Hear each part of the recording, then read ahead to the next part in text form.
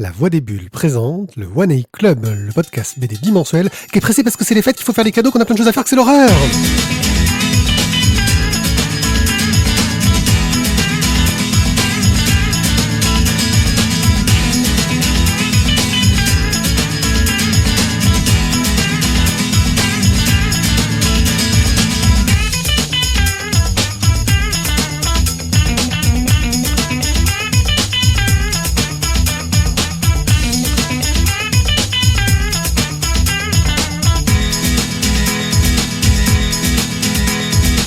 Bonjour à tous, j'espère que vous avez passé un joyeux Noël, que le Père Noël vous a gâté, même si vous ne fêtez pas Noël, que vous avez eu des cadeaux quand même, parce que quand même, merde, il n'y a pas de raison de pas se faire des cadeaux de temps en temps, et que je trouve que c'est une bonne excuse.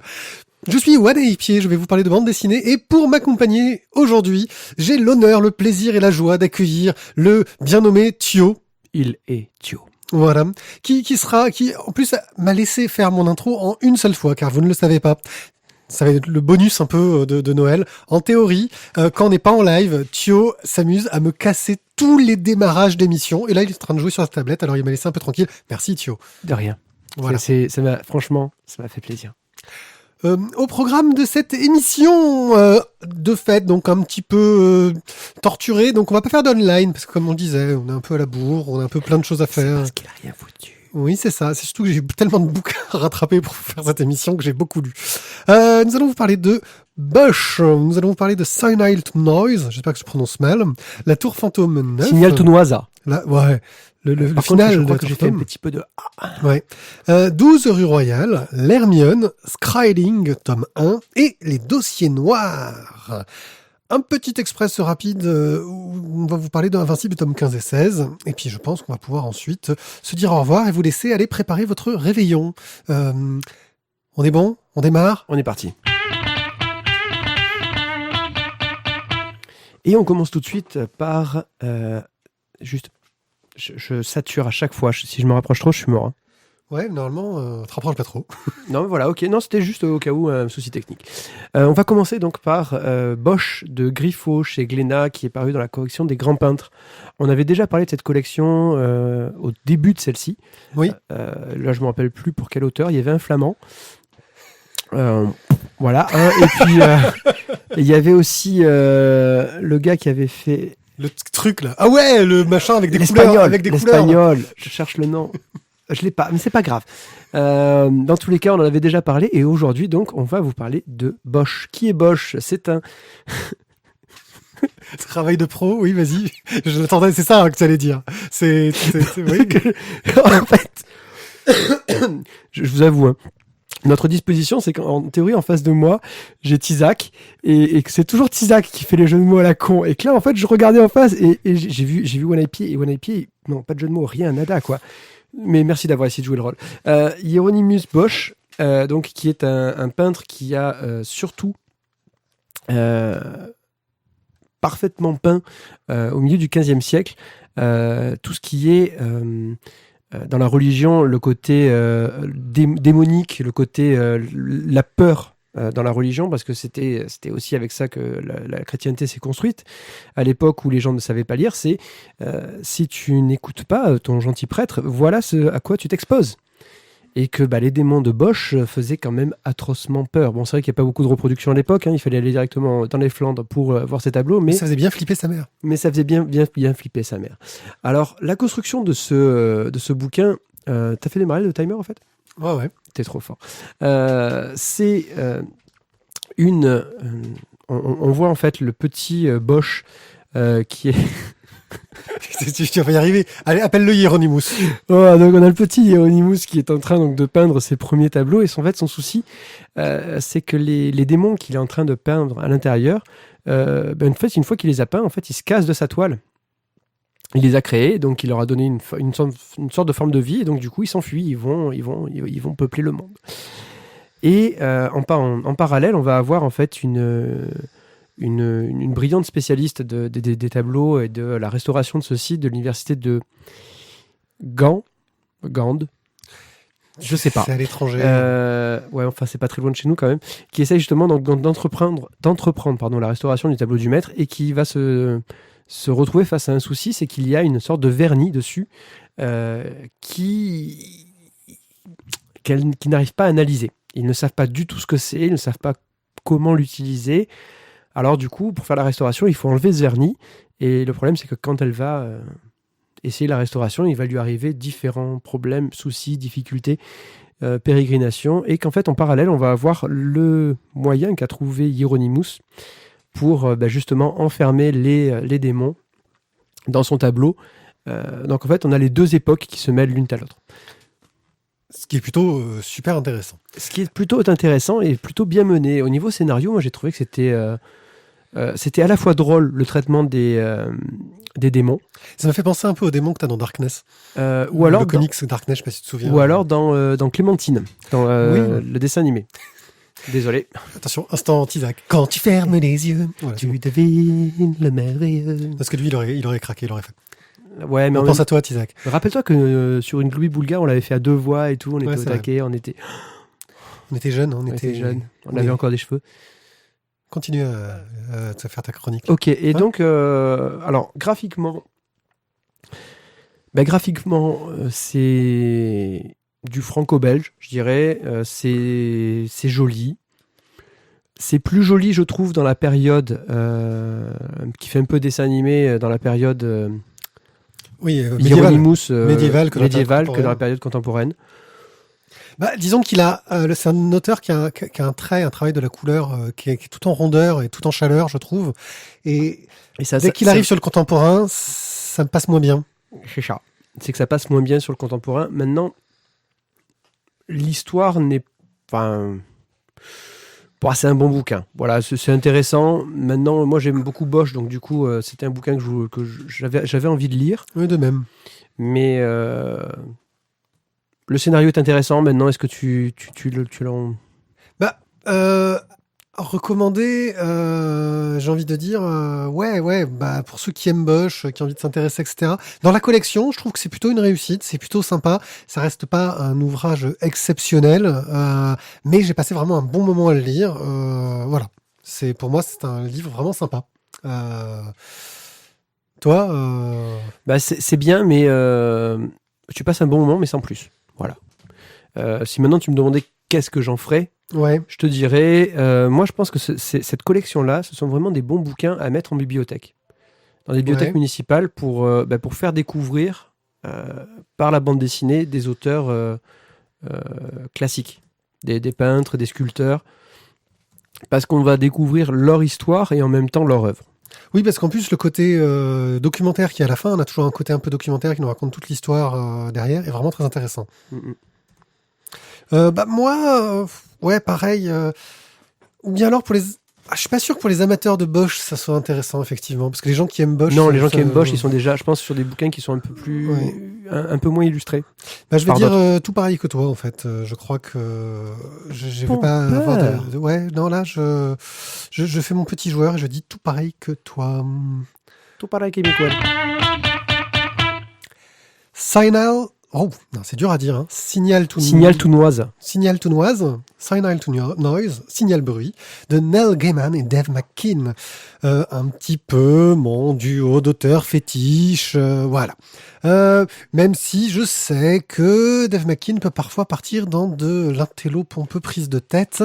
Et que Dave McKean peut des fois faire des illustrations qui sont totalement vaporeuses, un truc sous LSD, un peu dopé, enfin bon. Donc, Chaud à saisir quand même. c'est une bande dessinée qui à la base a été publiée dans un magazine qui s'appelait Face, je crois. Et ils ont décidé de The Face. Ils ont décidé de tout recompiler en plusieurs fois dans 2 éditions successives, dont la dernière était augmentée. C'est cette dernière édition qu'on retrouve ici. Ils sont amusés à faire plein de trucs rigolos sur l'histoire, un rapport sur le rapport signal-bruit, c'est-à-dire que au milieu du bruit, qu'est-ce qu'on peut comprendre d'un message? C'est ça l'idée. Et là, ce qu'on va suivre, c'est l'histoire d'un réalisateur qui vient d'avoir enfin l'accord pour faire son prochain film, mais qui découvre en même temps qu'il est atteint d'un cancer et qu'il va mourir très vite. Mais il décide de continuer à finir d'écrire son film derrière. Et là, le rapport signal-bruit, c'est est-ce que son message va réussir à passer au milieu du bruit? Est-ce que son message va réussir à passer au milieu du fait que il va mourir? C'est beaucoup de bruit quand on va mourir, je pense, dans ta tête.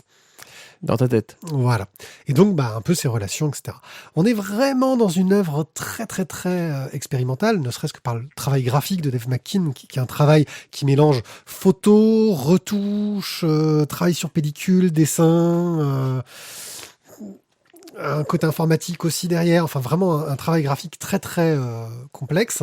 Et puis en plus des petites blagues, des petites trouvailles rigolotes. Par exemple, chaque tête de chapitre est illustrée par des phrases. Et apparemment, beaucoup de critiques à l'époque où ces têtes de chapitre sont apparues ont dit oh là là, c'est le cœur du livre. Il faut savoir que ces têtes de chapitre ont été générées aléatoirement par un logiciel. Oui, c'est le cœur du livre, c'est le bruit. Y a-t-il un signal au milieu de ce bruit? Voilà, donc c'est une œuvre intéressante. C'est pas l'œuvre la plus abordable, j'ai envie de dire, de Dave McKean et Neil Gaiman. Mais ça reste bourré de belles images, d'une variété de styles graphiques au milieu qui sont impressionnants.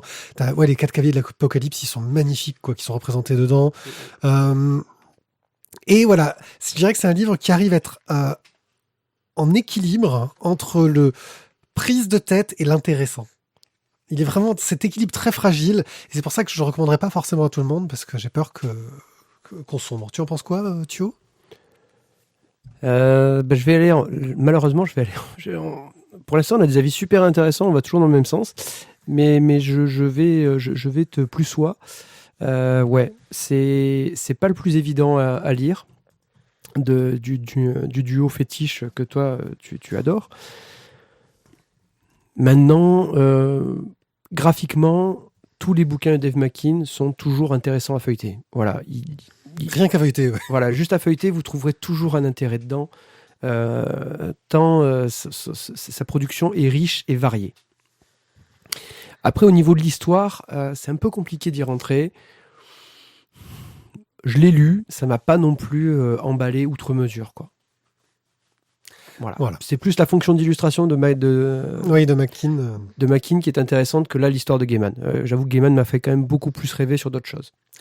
Ouais, moi je le recommanderais aux complétistes, aux gens qui ont adoré Gaiman et McKean, mais c'est vraiment pas le bouquin pour rentrer dans leur œuvre, je pense. Voilà, c'est pas recommandé à tout le monde pour les complétistes de l'œuvre de ces auteurs. Tu vois, Alors, moi je dirais que j'en ferais quoi? Je le filerais à un mec qui fait l'art plastique dans mon école, en fait, qui est plasticien, pour le travail de McKean, qui est pas...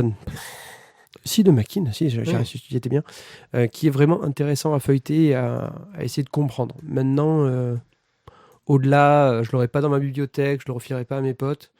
Bon, sauf à toi, parce que du coup, t'es fan, mais sinon... Oui, non, mais moi, je vais les garder précieusement dans ma bibliothèque, car je vais être un complétiste de ces auteurs. Ça, c'est difficile à cacher. On arrive à être speed aujourd'hui. Et ouais, mais ça on sent parce qu'en fait, on a beaucoup de choses à faire. Hein, c'est le temps de... Des paquets cadeaux à emballer. Oui, on enregistre ça avant Noël, bien sûr. Vous savez qu'on enregistre toujours avant la diffusion. C'est ça.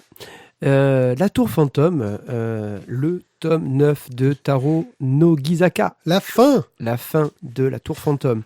Je me rappelle quand on a reçu ça au départ, c'était donc Glénat qui nous l'avait gentiment recommandé via son service de presse. Ouais, on avait dit ouais, ça a l'air pas mal, on va prendre. Et finalement, moi j'ai trouvé ça excellent. Ça fait je suis pas un lecteur de manga, mais celui-là m'a vraiment bien plu. Alors juste pour refaire le pitch, hein, on a donc Taishi et Tetsuo, qui sont en fait les deux. Avec les deux personnages qui changent de nom. Qui sont un petit peu compliqués. Taishi donc qui est et Tetsuo qui enquête en fait sur la tour fantôme, une tour où il y a eu des meurtres et où, paraît-il, il y aurait un trésor caché dans le manoir. Donc dans ce tome 9, donc sans trop vous spoiler... Parce que la façon dont ils en arrivent là est très intéressante, mais on va éviter de trop spoiler. On va juste dire que l'énigme de la tour fantôme a été résolue. Dans le tome précédent, dans le tome 8. Et que là, en fait, on est sur le dénouement de toutes les histoires extérieures à la tour fantôme, c'est-à-dire tout ce qui est le lien entre les différents personnages. Et sur l'acceptation de ce qu'ils sont des personnages. Enfin, il y a deux trucs. De ce qu'ils ont découvert dans l'histoire et de ce qu'ils étaient au départ. Tetsuo finit par accepter qui il aimerait être. Il ou elle aimerait être. Et Taichi commence à découvrir qui il est. Parce que c'est ça aussi. C'est ça, voilà. C'est ça. Et On alors, parle de spirituel. Hein, alors, voilà. et du coup, on pourrait dire qu'on se retrouve avec un bouquin qui était un bouquin d'enquête au départ, Qui partait un peu dans le what the fuck de temps en temps. qui partait dans le what the fuck de temps en temps, Mais qui finalement est utile. et qui finit en fait par une sorte d'explication de comment accepter sa sexualité, son Son identité son sexuelle. identité sexuelle. Et voilà. Et là, Aussi complexe soit-elle. c'est aussi, ouais, surtout, le mot aussi complexe soit-elle est vraiment bien employé à ce moment-là. Parce que, voilà, mais est-ce que toi, ça t'a plu? Alors, moi, ça m'a plu, et puis surtout parce que je m'attendais pas à ça. Je le voyais venir, parce que j'en ai déjà parlé au fur et à mesure des 8 tomes précédents. Hein. Je voyais venir ce côté sur, en fait, la vraie question du bouquin, c'est la question de la sexualité. Qui je suis sexuellement? Suis-je un homme, une femme? Comment est-ce que je me positionne par rapport à ça? Est-ce que j'ai le droit de choisir qui je veux être? Nous rappelons que l'histoire se passe dans les années 50. C'est vrai. Donc, que ça doit être pas super évident à ce niveau-là. Et puis, au final, on est vraiment dans un truc. Voilà, c'est une réussite et c'est vraiment. C'est rare pour moi les bouquins qui arrivent à parler de ces sujets. La transsexualité, hein, on est dedans aussi. Sur la pansexualité, la transsexualité, toutes ces questions-là, qui arrivent à en parler. Alors, il y a du gore, etc. Mais je pense qu'après, je veux pas dire de conneries parce que je suis pas un spécialiste non plus du sujet. Je pense que le sujet est bien abordé et qui l'ouvre un peu le regard sur d'autres choses en trichant, c'est-à-dire en passant par un genre auquel on s'attendait pas pour ce genre de questions. C'est ça. C'est l'entrée dans le débat qui est surprenante. Il passe par la petite porte. Ouah, j'attendais le rire à la con. C'était ouf. C'était Désolé. voulu, voilà. Désolé. Mais non, écoute, moi, voilà, c'est une excellente série qui m'a plu et que je recommanderais. Voilà, Ouais, si vous 9 tomes. devez lire du manga, et surtout, c'est l'avantage pour une fois dans du manga, ce n'est que 9 tomes. Parce que moi, c'est souvent ça qui me rebute dans le manga, c'est les séries où tu en es à 57 tomes, où quand tu commences, en fait, tu sais déjà que tu as 60 bouquins à acheter, tu fais, mais je finirai jamais, quoi. Et ouais, on va parler du dessin quand même parce que je pense qu'on peut un peu parler du dessin qui est un dessin réaliste, très réussi, qui joue beaucoup un petit peu sur j'ai envie de dire, c'est du fan service, mais pour le coup intelligent, parce que ça rentre dans le propos. Il joue beaucoup sur les effets de transparence des chemises mouillées, sur des choses un peu très sexualisées hein, dans le ton, les personnages qui sont beaux ou pas, et surtout une mise en scène vraiment efficace, réussie, côté polar, quoi, qui marche bien. Toi, tu as pensé quoi de ce dessin? Il a ce côté, on va dire ce côté très réaliste parfois dans la représentation justement des nus ou d'une sorte de pseudo-sexualité. Mais, excusez-nous, on a un petit problème De branchement. de branchement. On est en train d'essayer de s'arranger ça. Voilà. Voilà. Oui. Qui est très réaliste de ce côté-là. Et puis, il y a des moments aussi où on est sur quelque chose de beaucoup plus envoyé, quoi. C'est moins soigné, mais pour autant, ça fonctionne très bien dans les plans dynamiques quand on a des poursuites ou quand on a des explosions, quand on a nos... je vais pas spoiler à la fin, mais quand on a des personnages un peu bizarres suite à différentes opérations, on arrive vraiment à des trucs qui sont très très bien dessinés, qui donnent vraiment un bon côté dynamique et aventure aussi à l'histoire. Vraiment une excellente découverte pour moi en manga. Tu le recommanderais à qui? Tu en ferais quoi? Ah, j'en ferais quoi? Là, je suis... les fans déjà ouais, moi c'est un livre que je n'aurais pas. Voilà, clairement c'est pas un livre que j'aurais dans ma bibliothèque parce que j'ai déjà tellement de bouquins que je vais pas me prendre du manga. Mais qu'est-ce que j'en ferais? Moi je pense que c'est un livre que je conseillerais. Voilà, c'est vraiment un bouquin de manga que je rentrerais. Tiens, essaye ça. Si tu veux voir autre chose. Voilà, si tu veux voir autre chose dans le manga, essaye de lire ça peut être sympa. Moi j'utiliserais un peu comme comme un peu comment dire, comme Cheval de Troie, tu vois. Tu le passes à quelqu'un en lui disant, tiens, lis ça, c'est un polar sympa en termes de manga, c'est plutôt cool. Et tu découvriras peut-être des choses sur toi. Non, mais Cheval de Troie, non. Là, j'étais dans la blague de Ouais, balle. là, c'était la blague à deux balles. Tizak peut-être- sort de ce corps. Peut-être la blague de trop. Non, ce que je voulais dire, c'est qu'effectivement, pour ouvrir les yeux, je pense, ça peut ouvrir les yeux. S'ils arrivent à passer s'ils arrivent à passer le coup du procureur, qui est très très difficile à accepter, qui pourrait, je pense, faire arrêter le livre. Ce côté d'un personnage qui est très très malsain. Voilà, je pense que ouais, je le passerai pour. Je l'offrirai comme un polar en expliquant, en sachant que la personne découvrira des choses sur la pansexualité et toutes ces problématiques-là. Je pense que ça peut être assez intéressant. Ça va? Ça me va, je valide. Et on arrive à l'Hermione. Alors, l'Hermione, donc nous ne parlons pas d'Hermione Granger, notre charmante héroïne de Harry Potter. Qui aurait pu être black parce qu'il y a J.K. Rowling qui a dit qu'à aucun moment elle disait qu'elle était blanche. C'est juste un truc comme ça. Ok, Voilà. c'est dit. C'était juste. Mais en fait, c'est l'Hermione, le bateau de Lafayette, avec lequel il est allé aux États-Unis pour défendre l'indépendance et la liberté, et surtout pas pour taper le cul des Anglais. Le bouquin de Jean-Yves Delite sur l'Hermione, Black Crow, le héros de Jean-Yves Delite, raconte l'Hermione, c'est-à-dire comment celle-ci a été armée pour partir avec Lafayette en 1700 et des brouettes. Je vais pas avoir la date précise en tête. Hein. Alors, Tu me déçois. ben non, désolé. Alors donc, on a le personnage de Black Crow de Jean-Yves Delite, qui est donc sa BD fétiche, je dirais, et qui nous raconte que lors d'un passage à Rochefort, quand il est en train de faire réparer son bateau, il a entendu parler de l'Hermione, qu'il a vu hacker, et on va suivre justement l'espion anglais qui est en train... Non, pardon. Si, l'espion anglais, oui. Oui. L'espion anglais qui est en train justement d'enquêter sur l'Hermione pour savoir pourquoi est-ce qu'elle est armée, à quoi elle va servir, parce que les Anglais, ça les intéresse de savoir quelle va être la réaction de la France par rapport à l'indépendance demandée par les Américains. Oui, et en parallèle, on va suivre le capitaine de l'Hermione qui découvre la mission qu'il va avoir, laquelle il ne s'attendait pas vraiment. Je te donne pas le nom du capitaine de l'Hermione parce qu'il est vraiment, vraiment, vraiment waouh. Oui, il a un nom. Je sais plus. Non, mais on va passer nos 5 minutes rien qu'à dire son nom, quoi. C'est ça, je sais plus. Je ne sais plus, mais c'est pas grave. De toute façon, c'est pas là l'essentiel du truc. Vas-y, meuble un peu, je cherche. Je meuble. Donc voilà, graphiquement, on est vraiment sur le travail de Jean-Yves Delite, qui, selon moi, est un méga super tueur de la mort pour tout ce qui est marine, mer, bateau, tout ce que tu veux, mais qui, pour le visage, est un petit peu plus... disons que, par exemple, dès les premières pages, j'ai eu 2 personnages, je me suis dit, tiens, il y a des jumeaux.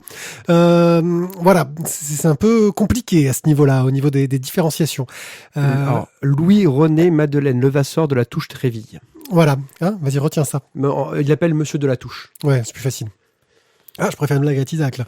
Et donc, oui, non, j'ai envie de dire, ouais, au niveau des visages, des trucs comme ça, et du dynamisme des scènes d'action, c'est pas le plus doué qui soit. On est dans un dessin très classique, très académique, et qui manque de variété. Moi, vraiment, dès les premières pages, j'ai eu du mal à reconnaître des personnages qui étaient sur la même scène, sur la même case. C'est un peu ennuyeux quand même. Le problème quand tu dessines des gens qui sont d'une même armée, c'est-à-dire qu'ils ont donc forcément le même uniforme.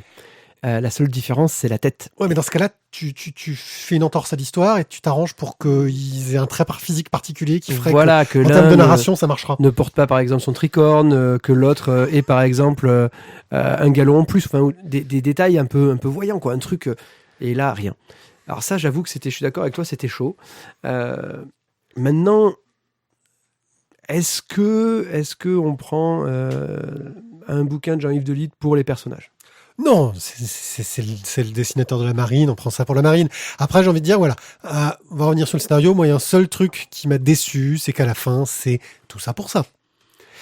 Voilà. C'est-à-dire qu'en gros, tu suis toute une histoire et à la fin, il ne s'est rien passé. Ouais, là malheureusement, malheureusement, c'était en fait en 17... Je pensais que t'allais le défendre, toi. Ouais, mais non, mais en fait, il y avait des choses qu'on ne peut pas défendre. J'y allais en me disant, 1700... je peux y aller, je peux Donc l'année, le bouquin. c'était 1780, 1782, le voyage de l'Hermione. C'est le bouquin qui a été fait parce qu'ils ont reconstruit l'Hermione. Voilà, il fallait faire un bouquin. On s'est dit qu'on allait prendre Jean-Yves Delite parce que c'est le dessinateur de la marine. C'est son taf, quoi. C'est son taf, quoi. Et clairement, quand il dessine un bateau, Oui. il est beau, quoi. Quand il oui, dessine non, la c'est- mer, les paysages de mer, c'est splendide. Il n'oublie pas un boot ni rien, quoi. C'est ça. Non, mais par contre, clairement, c'est au niveau scénaristique, Bon, il y a l'histoire de l'espion, tu te dis, ouais, il va se passer des trucs, il va se passer des... C'est fini. Et là, tu te dis, merde, j'ai raté une page ou quoi? C'est à suivre. Non, mais non, Non, c'est pas à à suivre. Non, c'est fini. Et voilà, ouais, là, par contre, au niveau scénario, il manque des choses, quoi. Il manque... après, peut-être que malheureusement, il a essayé aussi d'inventer une histoire, parce que je sais pas si elle est entièrement fondée, ou il y a peut-être des choses qui ont été inventées et qui, de toute façon, parce que l'histoire, en fait, en elle-même, n'était pas non plus super intéressante. Oui, voilà. Parce C'est que un voilà, bateau qu'il fallait traverser. Parce que finalement, tu racontes l'histoire du Titanic, il est intéressant le Titanic, juste qu'il parce qu'il a coule. coulé. Tu racontes l'histoire du France, ok, bon, c'est le France, quoi. Et quoi d'autre? Ah, une fois, il est resté pendant 6 ans sur un quai à rouiller. Ah ouais, c'est palpitant, dis donc. Ouais. Non, enfin voilà, l'histoire d'un bateau n'est peut-être pas non plus hyper Ou un autre exceptionnelle. angle d'approche, partir sur le côté technique de la restauration, les défis que tu peux avoir. Ah, on n'a pas les budgets. Ce genre de truc. Enfin, je sais pas, tu peux mettre un peu de suspense, quelque chose. Mais là, c'est vrai que c'était un peu... Il y avait du suspense, mais quand t'arrives à la fin du bouquin, tu te dis que mais c'était du suspense de 20. Mais... C'est ça. C'est qu'il y avait, en fait, attention, t'as plein d'attentes, mais en fait, non. Voilà. Bon. C'est le bouquin qui a été fait parce qu'ils ont reconstruit l'Hermione.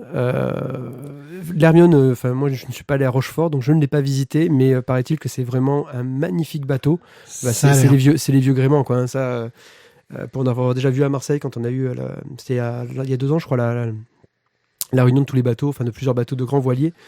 C'est absolument splendide si vous aimez ça. Maintenant, quoi en faire? Alors. Allez, moi je t'aide, moi je l'offre à un marin.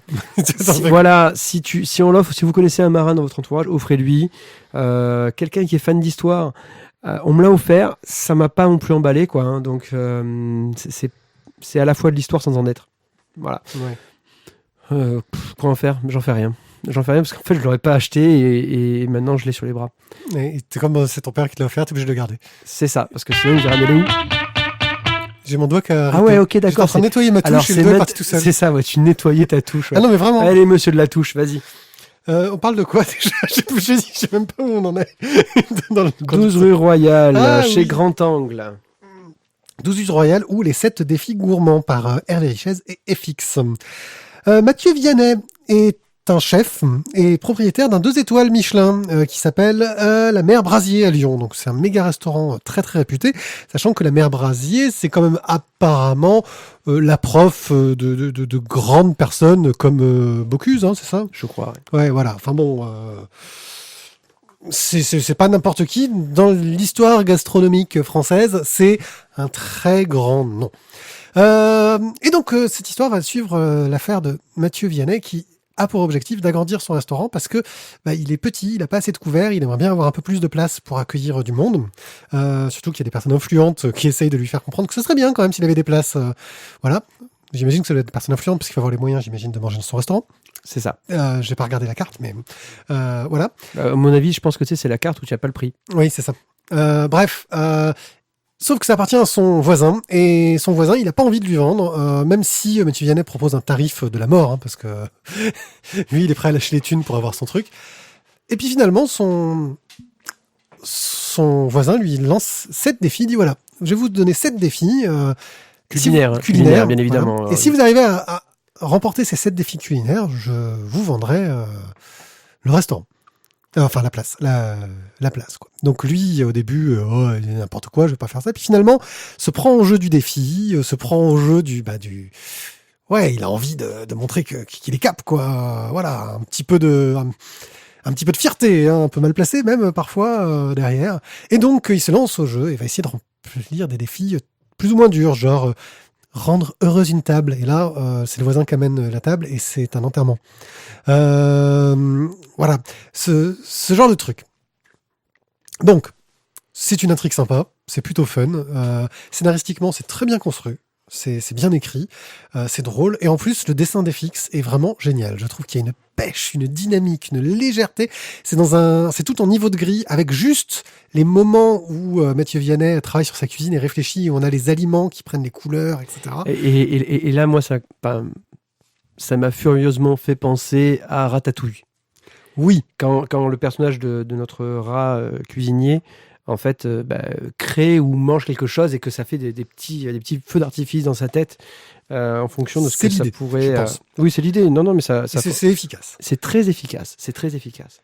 Donc, on passe un moment très sympa à le lire. C'est un beau petit pavé quand même. Hein. Il fait bien ses 110 pages. On a des recettes à la fin. Oui, on a toutes les recettes des choses qui sont faites dedans. Alors, d'accord...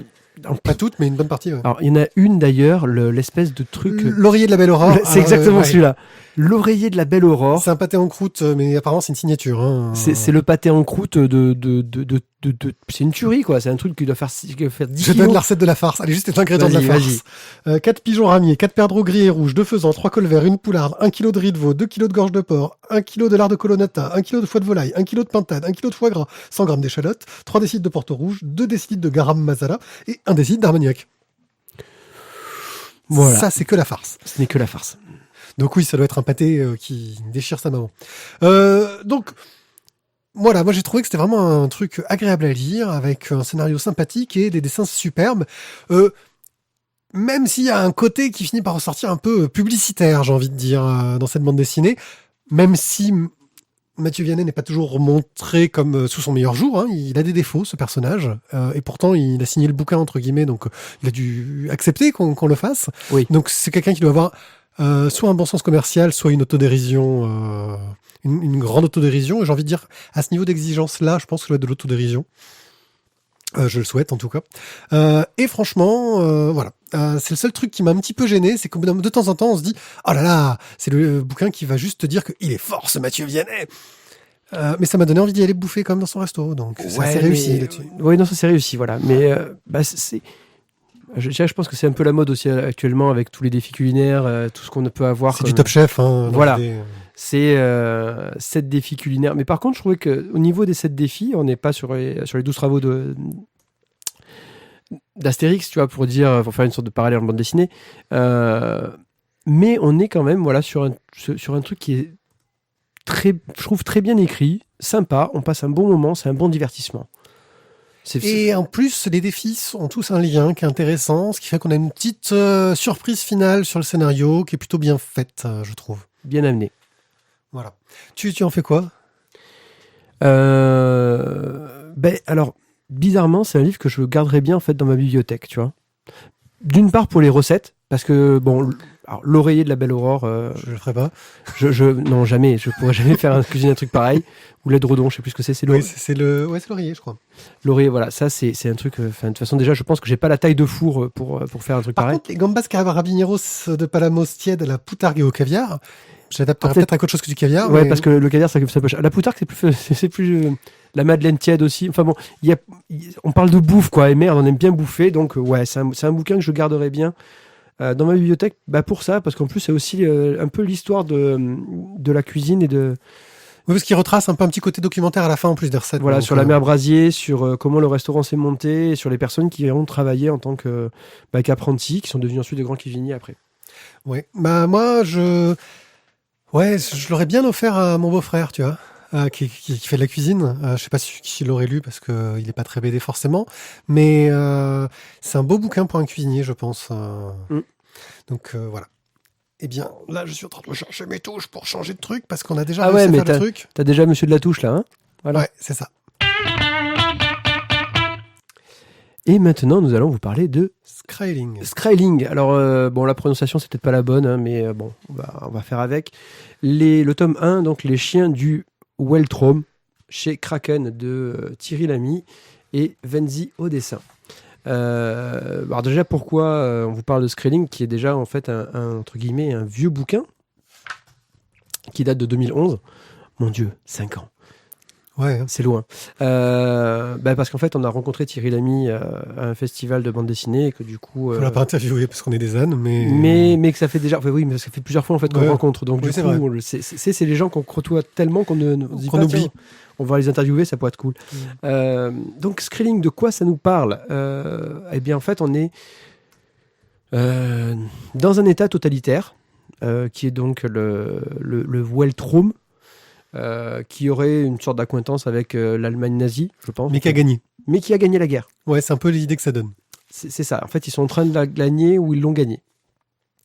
Et eh bien, il y a donc des unités combattantes qui sont les Weltroniens de souche. Et puis, il y a dans la catégorie militaire l'Atae, je crois. Les sortes de personnes qui ont été conquis par le Weltraum et qui en fait sont dans l'armée mais qui en fait ne sont que des sous-hommes. Et cela... bien lavage de cerveau, la totale, voilà. pour être fidèle à l'armée et tout. Et il y a une unité d'élite dans cette armée qui est donc justement... l'unité Skrelling. L'unité Skrelling. Cette unité qui est donc largement diffusée par la propagande du Weltraum, un de nos soldats métis, justement, un de nos soldats, on va dire, qui a été enrôlé de force. Qui n'est pas vraiment un homme, en fait. Qui n'est pas vraiment un homme au sens des Weltroniens, ou Weltronites. Oui, je sais pas. Ça fait vachement héros de trucs galactiques, les Weltronites. Ah, les Viltrumites, c'est pour ça, tiens. Oui. Parce qu'on peut avoir le même cible après. Donc, ce héros, en fait, se retrouve à être promu dans l'unité Skrelling. Et voilà, je vais pas aller plus loin dans le pitch, parce que sinon je révélerai beaucoup de choses. On se retrouve en fait face à une société totalitaire avec une agence de propagande. Et on est... moi, je t'ai trouvé le scénario super intéressant. Alors, c'est vrai que c'est peut-être pas très original. Certains diront peut-être que oui, on peut trouver plein de bouquins qui l'ont fait mieux, refait autrement.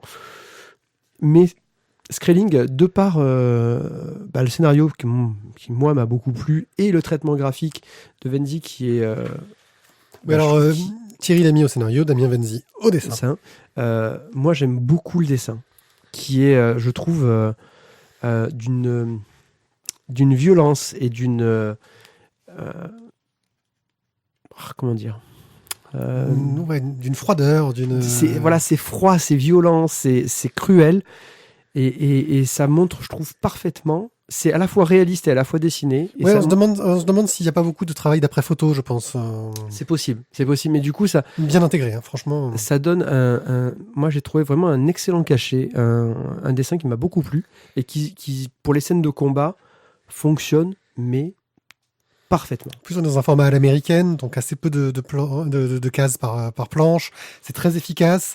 Il y a du dialogue, mais ça passe en fait. C'est pas non plus trop pompeux dans le texte. C'est très réussi, très efficace. Et effectivement, il enchaîne les dessins vraiment noir et blanc avec des teintes, des passages dans les teintes sépia, rouge pour la violence. Alors c'est très bien, mais alors qu'est-ce que ça met mal à l'aise à lire? Ouais, mais en même temps, ça se prête parfaitement au sujet. Et il n'y a pas que le sujet de la guerre, parce qu'il y a quand même aussi tout un sujet social derrière, qui est, je trouve, très bien mené, très intéressant. Ouais, voilà. Donc, tu en ferais quoi? Parce que, enfin, c'est bien, hein, mais tu en ferais quoi? Je dirais pour... alors, et là, c'est là, maintenant, tu vois que j'oublie les noms. Jérôme, tous les fans de Bloc 109, voilà. Ouais. Pour les personnes qui ont aimé le Bloc 109, je pense que ça rentrerait dans l'étagère en fait, franchement. Ça rentre bien. Hein. Moi, je vais attendre la suite en fait. C'est tout ce que j'ai envie de faire, c'est d'attendre la suite parce que je suis très curieux de savoir comment ça va passer. Donc, il va falloir que tu te bouges, que tu achètes la suite. C'est ça. Voilà. Là, c'est à ce moment-là qu'il faut que tu arrives. Je suis en train d'écrire un truc en même temps parce que tu comprends. J'ai oublié de prendre des notes. Donc là, je suis en train de dire des conneries pour meubler. On a l'habitude. Et donc, tout de suite, nous allons parler donc de la prochaine. Et là, attention. Là, on va vous parler d'un serpent de mer pour l'émission de La Voix des Bulles. Le truc que j'ai lu il y a peut-être 1 an et demi et que One Eye Pie a mis oh mon Dieu, tant que ça à lire et qu'il n'a même pas lu en entier. Oui, c'est-à-dire qu'à chaque fois que je l'ouvrais, je le feuilletais, je faisais oh, je le garde pour plus tard. C'est le dossier noir de la Ligue des Gentlemen Extraordinaires de Alan Moore et Kevin O'Neill. La Ligue des Gentlemen Extraordinaires nous contait dans ses premiers tomes, avec joie et bonheur, l'histoire d'un groupe de héros issus de la littérature populaire qui étaient l'homme invisible, le capitaine Nemo, Wilhelmina Murray, Frankenstein, Dr. Jekyll et Mr. Hyde, enfin voilà, etc. Donc toute une série de personnages fort intéressants. Il y a eu 2 tomes comme ça, 2 arcs qui nous racontaient l'histoire de ces personnages-là. Et puis ensuite, dans la publication française, nous sommes tout de suite passés à Century, je sais plus quelle année, qui se passait des années après. C'est ça. 1950, je crois. Ouais, 60. 60, un truc comme ça. Non, je sais plus. Enfin bon, le problème, c'est que d'un coup, des nouveaux personnages, un peu largués, un peu plantés, on sait plus trop où on en est. Et surtout que c'était des personnages qu'on n'avait pas l'habitude de rencontrer. Et des personnages qui, en plus, dans ce tome-là, étaient en situation d'échec. Ce qui nous fait un peu bizarre qu'on est censé lire la Ligue des Gentlemen Extraordinaires. Ils n'étaient pas trop extraordinaires. Donc vous retrouverez notre chronique de l'époque. Sauf qu'en fait, ce qui s'est passé, c'est que le dossier noir était censé être publié avant, et pour des questions compliquées de droit, et ensuite, je pense aussi de faisage du bouquin, parce qu'il doit pas être facile à faire, avait été un peu planqué. Pourquoi ? Parce que le dossier noir nous raconte d'abord en bande dessinée l'histoire de 2 personnages qui ne sont pas nommés au début. On ne sait pas qui ils sont, nous ne pouvons que tenter de le deviner. Qui sont dans un Londres futuriste en 1984, c'est dans les années 50, mais on est dans une ambiance 1984, avec un Big Brother, avec toute la novlangue, avec tous ces trucs-là. Et on a ces personnages-là qui, apparemment, ont réussi à voler le dossier noir, ils sont en train de le lire. Et ce dossier noir raconte l'origine de la Ligue des Gentlemen Extraordinaires, mais vraiment l'origine, on remonte à très très loin, jusqu'à... là, j'ai pas lu jusqu'au bout, donc je sais pas jusqu'où ça va. En tout cas, j'ai lu j'ai lu plus de la moitié, c'est déjà une bonne idée. Et donc, au milieu de ce truc, on va avoir des facsimilés extraits de romans, extraits d'illustrés, de bouquins. On va avoir un livret porno de la propagande. C'est très très drôle. C'est très très drôle. Les aventures érotiques d'une jeune femme, avec toujours des tonnes de références à la littérature populaire de l'époque. C'est-à-dire que quand ils vont nous parler de quelque chose qui se passe, on va dire, au XVIIIe siècle, les personnages seront des héros populaires de la littérature populaire du XVIIIe siècle. Et on va voir un peu cette avancée-là. Et avec un fil conducteur dans ces histoires-là, qui vont être 2 personnages, qui vont être Prospero, un mage, et Orlando, un homme qui est immortel et qui a un truc bizarre, c'est que des fois c'est un homme, des fois c'est une femme, il change aléatoirement de sexe. Ouais, mais toutes les X années, en fait. Oui, c'est pas, oui, ça peut durer des siècles. Donc, on va suivre un peu ça, et en même temps, on a les notes des personnes qui ont monté ce dossier noir pour essayer de comprendre ce qu'il y avait de la Ligue. C'est super intéressant parce que ça fait le lien entre tous les personnages. En plus, Alan Moore s'est vraiment fait plaisir. Il arrive quand même à nous raconter toute une histoire de l'univers et du monde, où il arrive à intégrer les Melnibonéens, les grands anciens, la religion chrétienne, catholique, tout ce que tu veux, enfin les 3 religions du unique. Il arrive à tout nous mélanger et c'est crédible, et c'est cohérent, et ça tient presque la route dans son univers, qui en fait, l'univers de la Ligue des Gentlemen Extraordinaires est un univers de métafiction, où les fictions sont réalité. Mais il arrive à nous faire un mix qui tienne la route. Et en plus, dedans, on a un travail, en plus d'éditeur, qui ne doit pas être facile, où on a des bouts de trucs au format paysage long, donc qui prennent pas tout, du papier qui change de qualité de papier pour certaines pages, on a une pièce perdue de Shakespeare au milieu, et c'est hallucinant, c'est d'une richesse, et le problème qu'il y a, c'est que certains de ces passages-là ont une mise en page, mais d'une austérité. Je veux dire, quand tu as du pavé de texte, avec quasiment pas de marge, écrit tout petit, qui te prend toute la page en entier, ça donne pas vraiment envie de le lire, quoi. Moi, c'est pour ça que j'ai mis du temps, je pense, à le lire.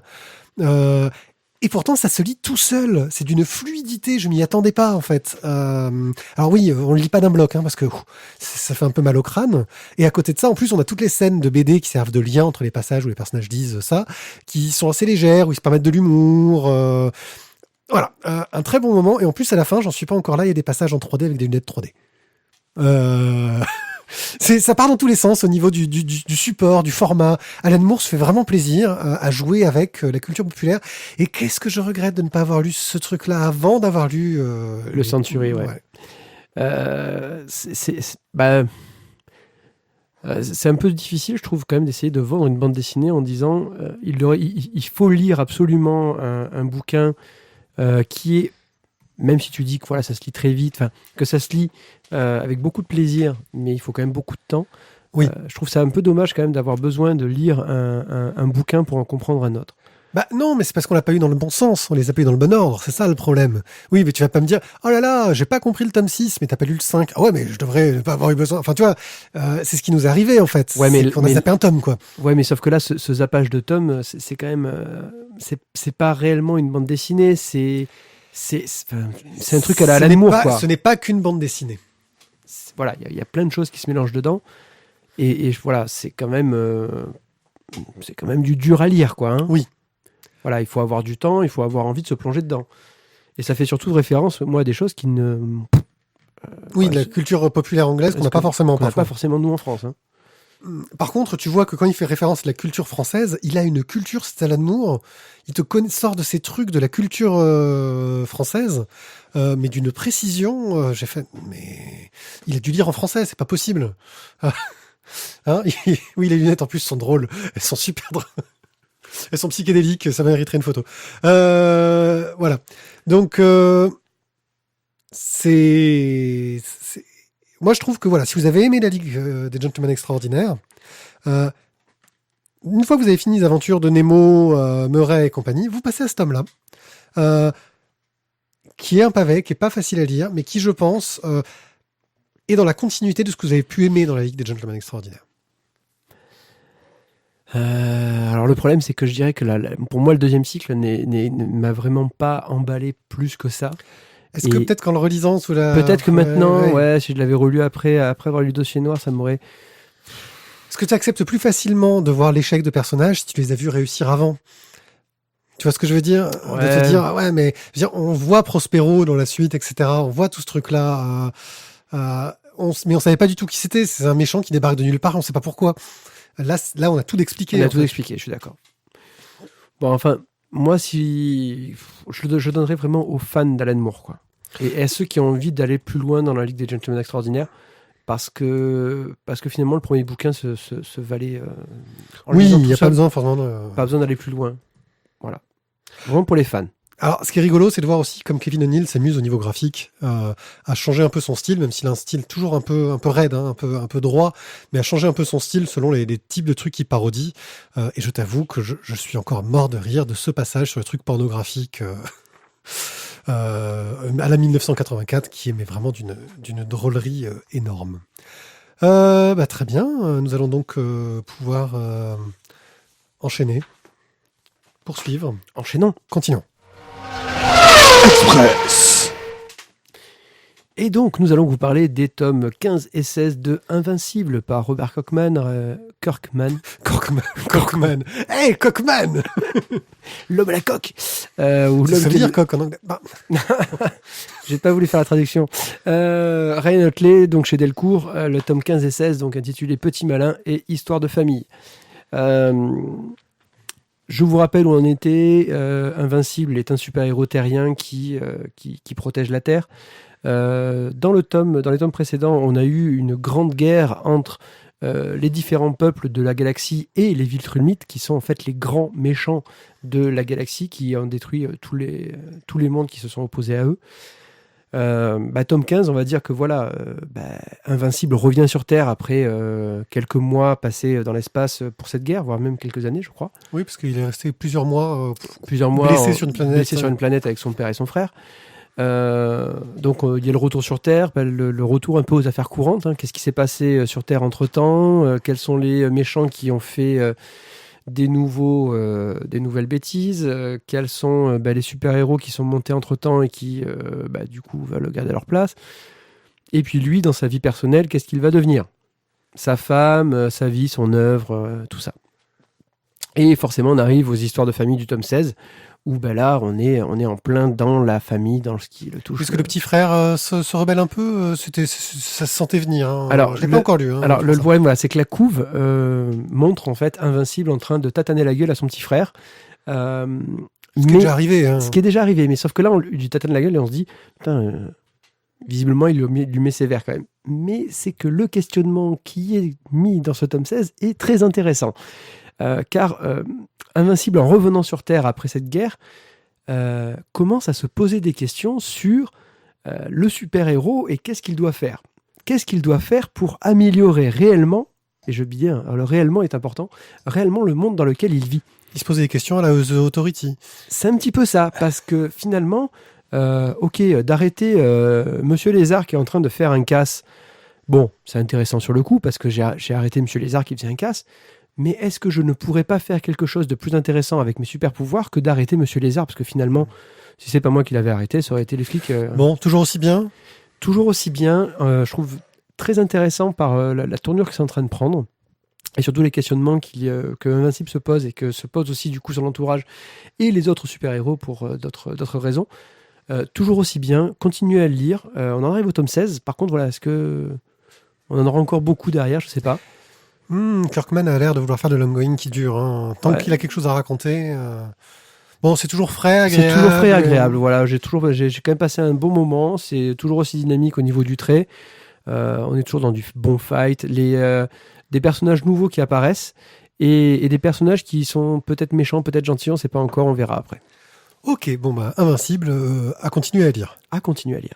Ok. Bon bah merci pour cette émission, cette dernière émission de 2015. Voilà, si j'arrive à faire le montage dans les temps. Nous vous remercions de nous avoir écoutés. Nous espérons vous retrouver en 2016 pour une fantastique émission. Vous aurez pour la première émission de 2016 une splash page où nous avons interviewé Samuel Petit, cofondateur de Sequence City, et qui en plus contribue à la création des standards pour les bandes dessinées numériques. Nous avons une conversation très très intéressante, parfois un peu technique, mais franchement bien cool. Moi j'ai adoré cette discussion. Sur ce, on vous dit... Mais technique. Hein. Ouais, toi t'as été un peu largué par moment. Sur ce... Passez de bonnes fêtes pour ceux qui ont déjà passé Noël, ça c'est sûr, et puis passez un bon réveillon de nouvelle année. N'hésitez pas à laisser des commentaires, on n'y répondra pas de suite parce qu'il faut que on se réveille avec Tizak pour la suite. Il faut que toute la team soit là pour Voilà, on a un peu déjà quelques commentaires qui sont arrivés entre temps, mais ça sera pour 2016 les réponses, voire fin janvier quoi, je le sens, ça va être un truc. Mais ce sera 2016 dans tous les cas. Voilà, merci à vous de nous avoir écoutés, n'hésitez pas à laisser des commentaires, à aller sur le site lavoidesbulles.fr et on vous dit à l'année prochaine, ciao. Ciao ciao.